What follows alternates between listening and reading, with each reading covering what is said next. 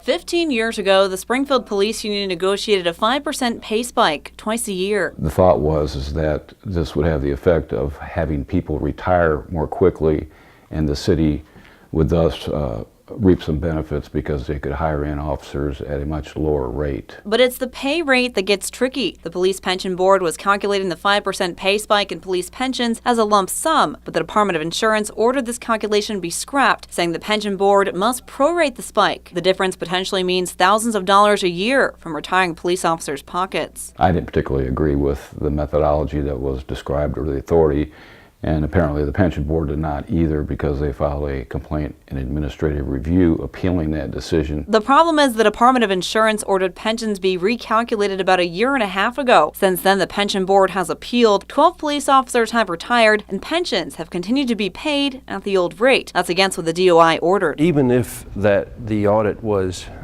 being appealed, it was still highly relevant information for the City Council to know about. Because of contract negotiations with police and fire departments. Mayor Mike Houston says he knew about the audit, he just didn't know about the rate the pension board was paying. They do not report to me. They do not report to the City Council. They're an independent body set up by the state. Although Mayor Houston appoints 2 members to the board, the others are appointed by active and retired officers. I would have made the assumption that they were continuing to pay that while they were in court.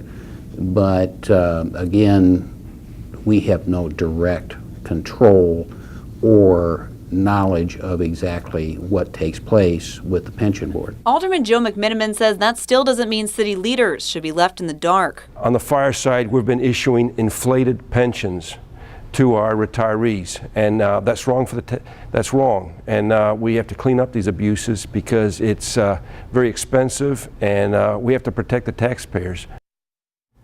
Well, Kimberly, as this story breaks, we've just found out about it last 24, 48 hours, as you see there. A lot of bickering and finger pointing back and forth. Any idea when all of this may be resolved? Yeah, well, with no word from the attorney for the Police Pension Board, it's hard to say. As for the Firefighter Pension Board, they are in the midst of negotiation union contracts. The attorney for their pension board says they'll be discussing this issue within the next month. Okay, you'll keep on top of it. Absolutely. Thank you very much, Kimberly.